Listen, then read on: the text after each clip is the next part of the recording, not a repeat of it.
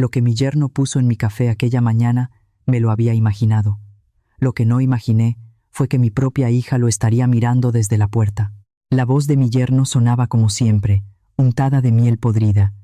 Suegrita, ya le preparé su cafecito, con 2 azúcares como a usted le gusta. Su sonrisa era la misma de todos los días, la de un hombre que sabe muy bien que nadie lo está vigilando. Nadie, excepto yo, porque yo sí lo vi. Vi cómo su mano se deslizó con una calma que me heló el pecho, cómo sacó algo de su bolsillo derecho, algo pequeño, algo transparente, y lo vació dentro de mi taza, sin el menor temblor en los dedos.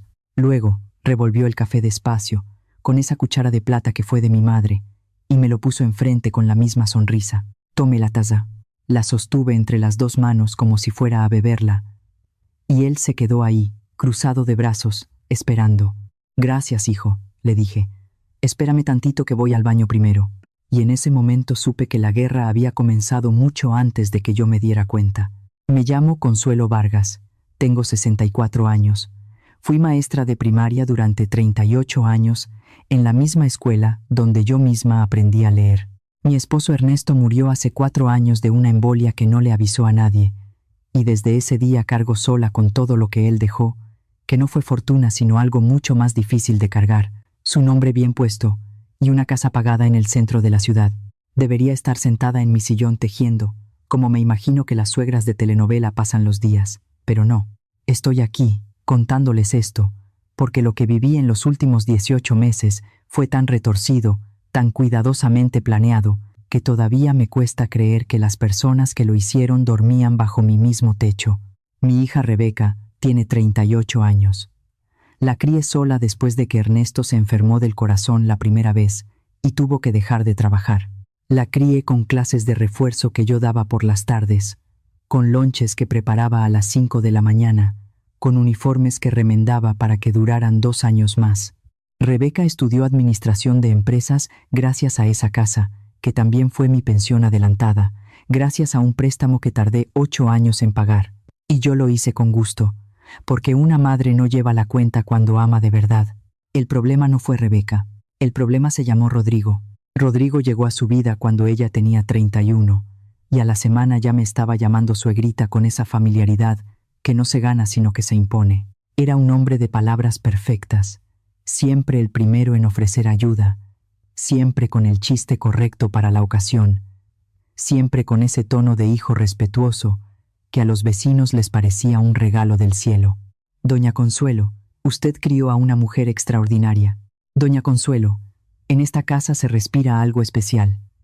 Doña Consuelo, usted tiene que descansar, nosotros nos encargamos de todo». Y yo, que había pasado casi 4 décadas leyendo a niños de 6 años en los ojos, no vi lo que tenía enfrente. O tal vez sí lo vi, tal vez simplemente no quise creerlo. Los primeros meses después de la boda fueron pasables. Rodrigo había convencido a Rebeca de que sería más fácil, más económico, más lógico que se mudaran a vivir conmigo. «La casa es grande, suegrita, tiene 3 recámaras. ¿Para qué pagar renta si podemos ahorrar y tener más cerca?»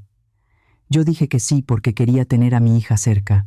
Ese fue mi primer error, confundir lo que yo quería con lo que ellos necesitaban. Rodrigo trabajaba, según decía él, en bienes raíces. Cerraba negocios aquí y allá, viajaba seguido, llegaba con dinero en efectivo que nunca explicaba del todo bien. Yo no preguntaba. Ernesto siempre me dijo que una madre no debe meterse en los asuntos del matrimonio de los hijos, y yo intenté respetar eso, aunque por dentro algo me zumbaba como mosca atrapada en un vaso. El primer aviso real fue el asunto del estacionamiento. Yo tenía un lugar de estacionamiento escriturado junto a la casa, separado, con su propio número catastral. Un día Rodrigo llegó con papeles que no entendí bien. Me dijo que era para hacer un trámite municipal, algo de regularización de predios, que si le firmaba ahí nada más para agilizar el proceso. Yo era maestra, no abogada, y los números y los sellos oficiales siempre me intimidaron. Firmé. 2 semanas después, el lugar de estacionamiento ya no aparecía a mi nombre en el recibo de agua. Cuando le pregunté a Rebeca, ella me miró con esa expresión que no había visto nunca en ella, una mezcla de impaciencia y algo más oscuro, algo que no quería reconocer. «Mamá, Rodrigo sabe lo que hace. No seas desconfiada. Es tu yerno, no un extraño. Desconfiada. Esa palabra me la repetiría muchas veces más en los meses que siguieron. Empezaron a desaparecer cosas pequeñas primero. Mi libreta donde apuntaba los gastos de la casa, el folder donde guardaba las facturas del gas y la luz, mi cartilla del IMSS que necesitaba para mis consultas. Cada vez que lo mencionaba, Rodrigo aparecía con las cosas encontradas en lugares absurdos. Aquí está, suegrita, estaba en el cajón del comedor. Aquí está, estaba debajo de la alfombra de su cuarto. Y Rebeca movía la cabeza con esa lástima que duele más que una bofetada. Mamá, últimamente estás muy olvidadiza. Hoy pusiste el jabón en el refrigerador. Ayer no recordabas que habías comido. Yo no había puesto el jabón en ningún refrigerador, pero cuando se lo dije, Rebeca ya estaba mirando su celular. La cosa del café me la contó, sin querer, la señora Petra. La señora Petra era mi vecina de enfrente, viuda también, 82 años, con los oídos más finos de toda la cuadra. Una tarde que salía a regar las macetas, me dijo en voz baja, como quien comparte un secreto de confesionario, que había visto a mi yerno comprar algo en la farmacia de la esquina, algo que le dio el farmacéutico sin receta, en una bolsita discreta. No quiero meterme, Consuelo, pero ese hombre tiene una cara que no me gusta, y usted últimamente se ve muy cansada. Esa noche no dormí. Al día siguiente, cuando Rodrigo me trajo el café de las mañanas, fui al baño en vez de beberlo. Vacié la taza en el lavabo, y durante los 4 días siguientes hice lo mismo, fingiendo beber, esperando a que él se alejara para tirar el contenido. Al 4.º día, me levanté sin mareos. Al 5.º recordé con claridad un sueño que había tenido. Al 7.º me di cuenta de que hacía semanas que no podía recordar sueños, que las mañanas llegaban como paredes de niebla, que mis manos temblaban más de lo que deberían. Me quedé sentada en la orilla de mi cama mucho tiempo esa mañana. Afuera se escuchaba a Rodrigo hablando por teléfono en el patio, con esa voz baja de quien no quiere que lo oigan. Escuché algunas palabras sueltas. Escuché la palabra notario. Escuché la frase todavía no firma. Y luego, con la misma calma con la que se describe el clima, escuché a mi yerno decirle a quien fuera que estaba al otro lado: para el cumpleaños ya va a estar lista. Es lo más conveniente para todos. Mi cumpleaños era en 3 semanas. Me llaman amigos, y les pregunto con el corazón: ¿alguna vez sintieron que alguien en quien confiaron por años les estaba tendiendo una trampa tan lentamente que casi no la notaron? ¿Alguna vez se dieron cuenta demasiado tarde de que la persona que decía quererlos era la misma que estaba contando los días que les quedaban? Si saben de lo que hablo, si han pasado por algo parecido, cuéntenmelo aquí abajo en los comentarios. Necesito saber que no estoy sola en esto. Y si quieren saber cómo terminó todo esto, denle me gusta para que yo sepa que debo seguir contando.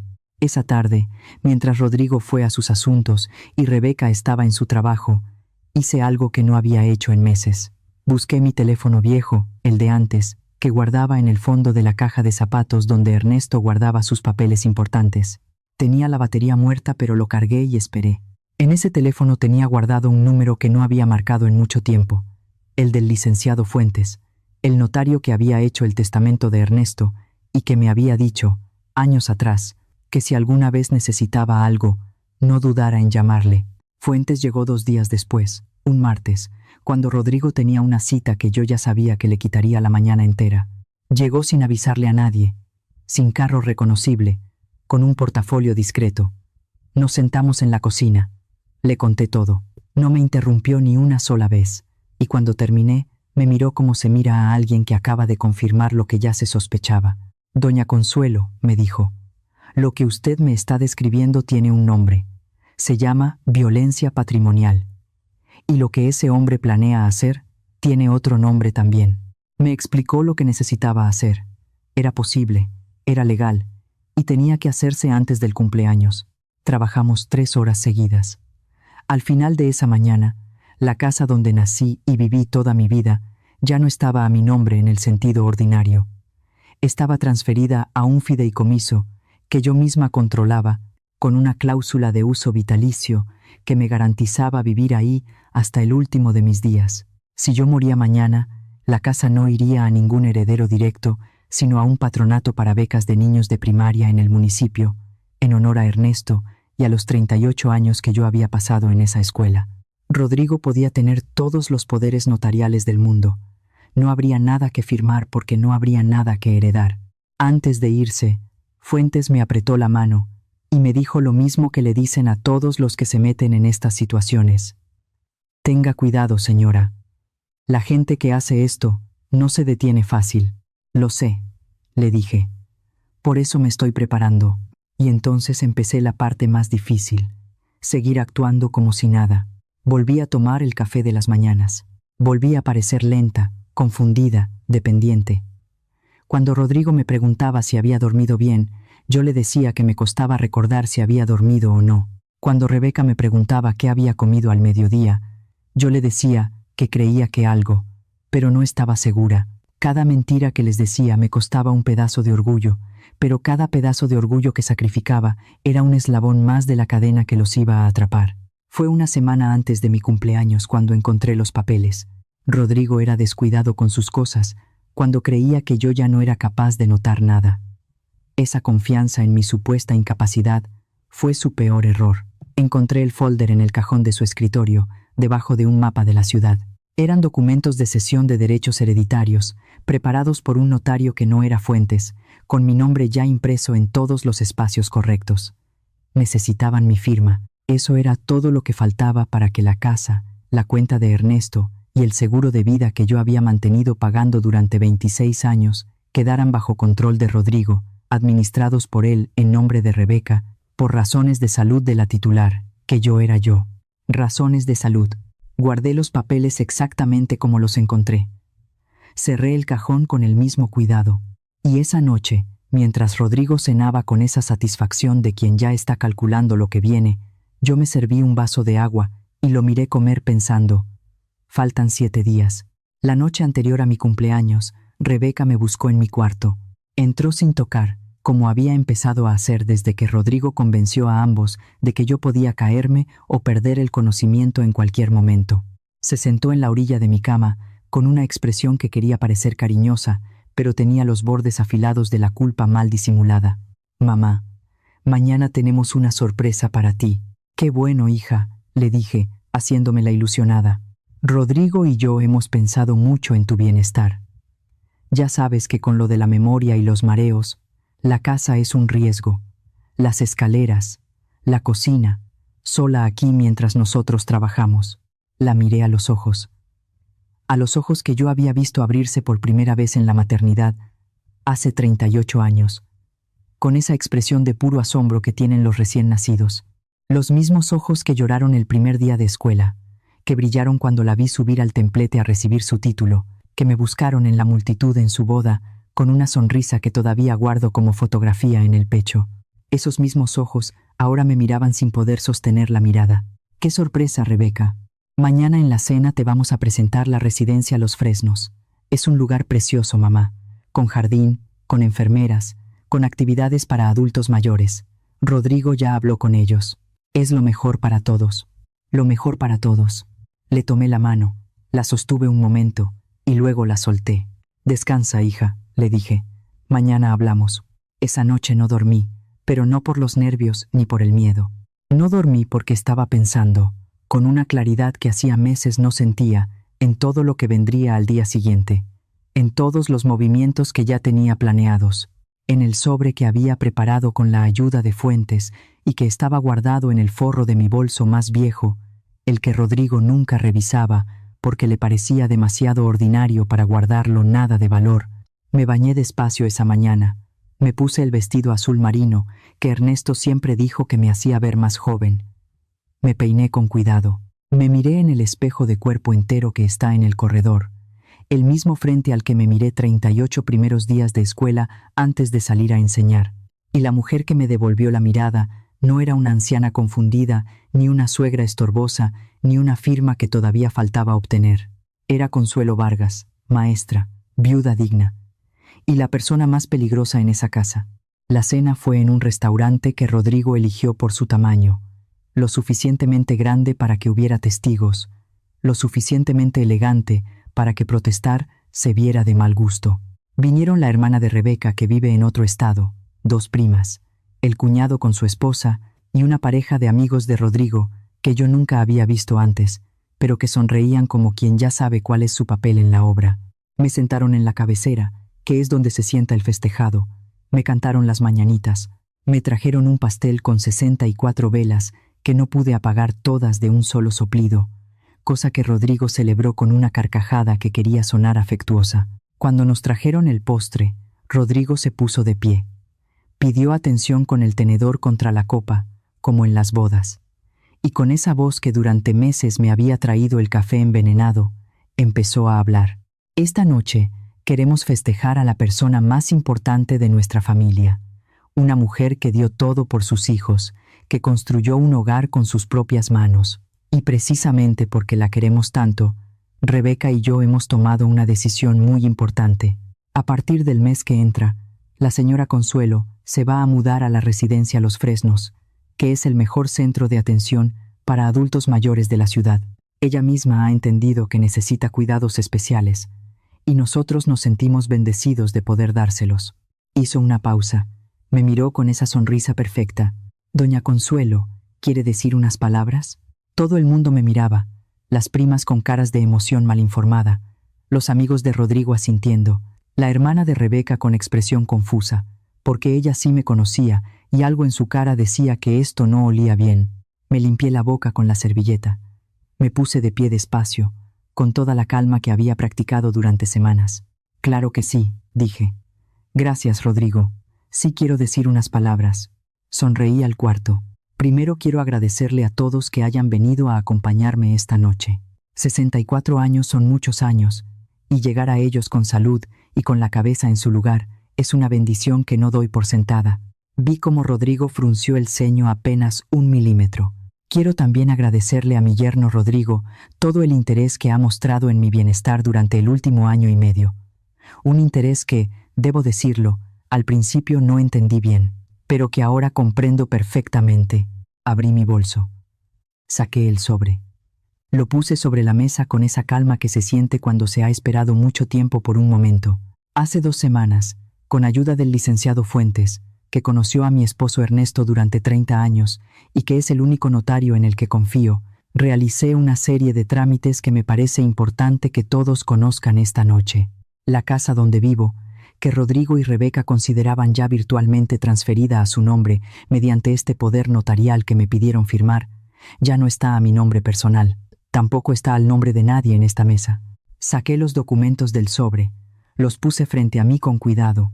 Está a nombre del Patronato Ernesto Vargas para Becas Educativas, una fundación que yo misma constituí y que al día de hoy es la propietaria legal del inmueble, de la cuenta bancaria donde está mi pensión y del seguro de vida que llevo pagando 26 años. Yo tengo derecho de habitación vitalicio. Si yo muero mañana, Rodrigo no recibe un centavo, Rebeca tampoco. El dinero va íntegro a becas para niños de primaria. El silencio en esa mesa fue el más completo que he escuchado en mi vida. Y en cuanto a este poder notarial que me presentaron hace 4 días, aquel que yo firmé mientras mis manos temblaban de la manera más convincente que fui capaz de lograr después de 38 años de teatro escolar en cada acto cívico, les recomiendo que lo lean con cuidado, específicamente la cláusula 16, que el licenciado Fuentes se tomó la libertad de redactar en términos muy particulares y que, resumiendo, lo convierte en papel sin ningún valor legal, porque el objeto del poder notarial, que era la propiedad ubicada en la calle Magnolia número 42, ya no pertenece a la persona que lo otorga en el momento de la firma. Rodrigo tenía la mandíbula apretada. Sus manos estaban planas sobre el mantel, perfectamente quietas, y esa quietud me dijo más que cualquier grito. Me volteé hacia Rebeca. Mi hija me miraba con una expresión que no supe descifrar de inmediato. No era la expresión de alguien que acaba de enterarse de algo. Era la expresión de alguien que esperaba que las cosas salieran diferente. Y ahí fue cuando entendí que Rebeca no era una víctima del engaño de su marido. Rebeca sabía. Rebeca siempre supo. Ese entendimiento llegó como llegan las cosas que uno se negó a ver durante mucho tiempo, de golpe, sin anestesia, con toda la fuerza de lo que ha estado esperando desde hace meses para hacerse visible. Vi en la cara de mi hija, no la sorpresa del engañado, sino la frustración del cómplice que ve fallar el plan. Y esa fue la herida más profunda de toda esa noche. Mucho más que el café envenenado, mucho más que los papeles falsificados, mucho más que los 18 meses de humillaciones chiquitas y sistemáticas. Mi propia hija. Díganme, amigos. Díganme si conocen ese dolor específico. El de descubrir que la persona que cargó en brazos, que enseñó a leer, que vio convertirse en mujer, eligió ponerse del lado equivocado, no por error, no por ingenuidad, sino con plena conciencia de lo que estaba haciendo. Porque les pido que si saben de ese dolor, lo cuenten aquí en los comentarios, porque yo esa noche necesitaba saber, aunque nadie me lo dijera, que no era la única madre en el mundo a quien le habían hecho eso. Me senté. La hermana de Rebeca fue la primera en hablar. ¿Qué está pasando aquí? Los amigos de Rodrigo empezaron a buscar sus chamarras. Las primas se miraban entre sí. Rodrigo dijo algo que no llegué a escuchar, porque en ese momento alguien golpeó el cristal de la ventana y vi, estacionada afuera del restaurante, una patrulla cuyas luces no encendían todavía, pero que estaba exactamente donde el licenciado Fuentes me había dicho que estaría. Porque hubo una cosa más que no les he contado. Cuando vaciaba el café en el lavabo esas mañanas, no siempre lo tiraba por completo. Una parte la guardé en un frasco pequeño que le di a Fuentes, quien se encargó de llevarlo a analizar. Los resultados habían llegado 2 días antes de mi cumpleaños. Benzodiazepinas de alta concentración, sin receta, en cantidad suficiente para causar desorientación severa, pérdida de memoria reciente y en dosis acumuladas, en una mujer de mi edad y mi peso, posibles complicaciones cardíacas. Complicaciones cardíacas que podrían parecer, fácilmente, una muerte natural. Los 2 policías que entraron al restaurante esa noche no venían a cenar. Lo que siguió fue como esos momentos en el cine donde la cámara se mueve demasiado rápido y uno tiene que esforzarse para entender qué está pasando. Rodrigo se puso de pie. Dijo que era un malentendido, que él nunca había puesto nada en ningún café, que yo era una mujer mayor con serios problemas de salud mental, que estaba siendo manipulada por un abogado que quería quedarse con mis bienes. Lo dijo todo en el mismo tono tranquilo que usaba para ofrecerme el desayuno. Rebeca no dijo nada. Rebeca se quedó sentada, con las manos en el regazo, mirando el mantel. Yo también me quedé sentada, con el rosario que fue de mi madre entre los dedos, pasando las cuentas despacio, mirando a mi yerno hablar para los policías, con esa elocuencia que durante 18 meses me había convencido de que era un hombre bueno. Cuando el oficial me preguntó si quería agregar algo, le dije, solo que el frasco que aparece en el documento que el licenciado Fuentes presentó esta tarde ante el Ministerio Público está debidamente resguardado como evidencia y que las huellas dactilares que están en él coinciden, según el perito que contrató el licenciado, con las huellas de la copa de vino que ese mismo señor dejó en mi casa la semana pasada, que también está debidamente resguardada. El oficial me miró, luego miró a Rodrigo. Y Rodrigo, por primera vez en todo el tiempo que lo conocí, no tuvo nada que decir. Esa noche, sentada en la sala de espera del Ministerio Público, con una taza de café, que esta vez sí me tomé entera, vi cómo se llevaban a mi yerno esposado por el pasillo largo y sin ventanas. Vi cómo Rebeca, al fondo de ese mismo pasillo, respondía preguntas frente a un escritorio, con la cabeza baja y los hombros vencidos como los de alguien que sabe que ya no hay excusa que valga. No fui a hablar con ella esa noche, no porque no quisiera, sino porque necesitaba primero sentarme con lo que sentía, que no era triunfo sino algo mucho más extraño, una mezcla de tristeza y de paz, como cuando se termina un libro muy largo, que uno ya sabía que no iba a tener final feliz, pero que de todos modos necesitaba leer hasta la última página. Han pasado 5 meses desde esa noche en el restaurante. Rodrigo está procesado por delito de administración fraudulenta y suministro de sustancias sin consentimiento.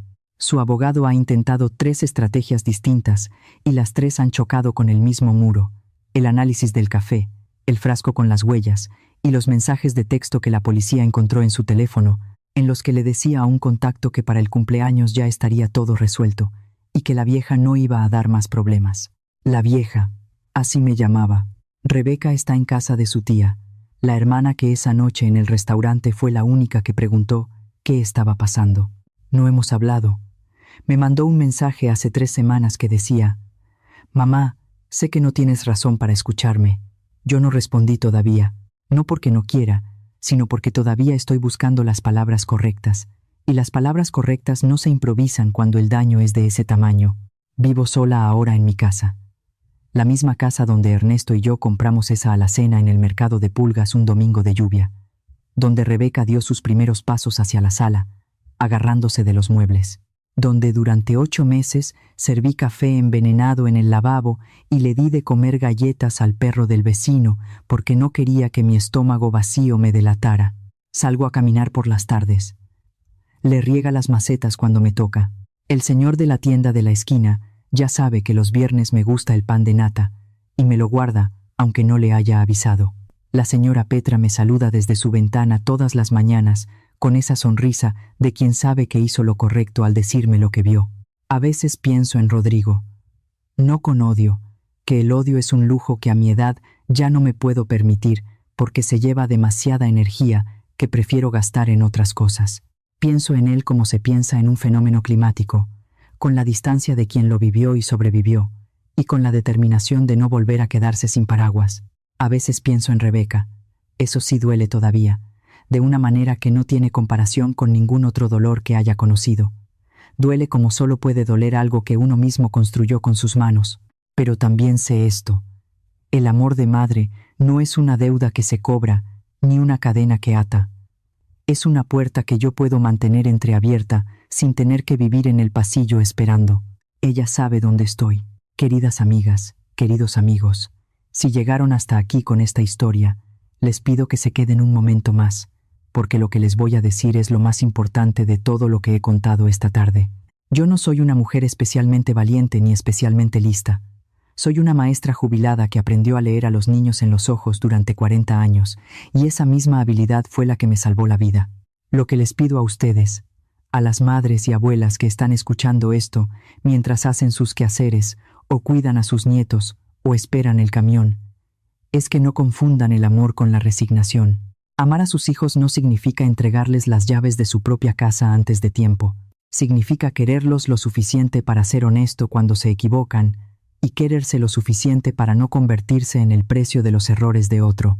Si alguien en su familia les habla últimamente de poderes notariales, de residencias, de que ya no están en condiciones, si alguien les dice que firmen aquí sin darles tiempo de leer, si notan que sus cosas desaparecen y reaparecen en lugares que no recuerdan, y si hay alguien en su casa que les prepara el desayuno con demasiado cuidado y demasiada paciencia, confíen en su instinto. Busquen a alguien de confianza fuera del círculo familiar. Hablen con un notario que sea suyo, no de ellos, y no le entreguen a nadie, bajo ninguna promesa ni ninguna presión, lo que ustedes construyeron, porque sus bienes no son solo dinero ni papeles. Son la prueba de que su vida valió algo. Son el testimonio de todo lo que dieron, de todo lo que resistieron, de todo lo que siguieron construyendo cuando el mundo se puso difícil, y eso no se firma en blanco. Eso no se cede por miedo a quedarse solos. Eso no se regala para que alguien deje de presionar. Me llamo Consuelo Vargas. Tengo 64 años. Sobreviví al café de mi yerno y a la firma de mi hija, y esta noche dormí en mi propia cama, en mi propia casa, con la puerta sin silla detrás, con un vaso de agua limpia en el buró y con el rosario de mi madre entre los dedos. Mañana hay que seguir. Y si esta historia les dejó algo, si les removió algo por dentro, si conocen a alguien que necesita escucharla, compártanla. Uno nunca sabe quién está esperando que alguien le diga que lo que le está pasando tiene nombre, y que tiene solución, y que no está sola en esto. Aquí estaré, contando lo que hay que contar, para que el silencio no gane.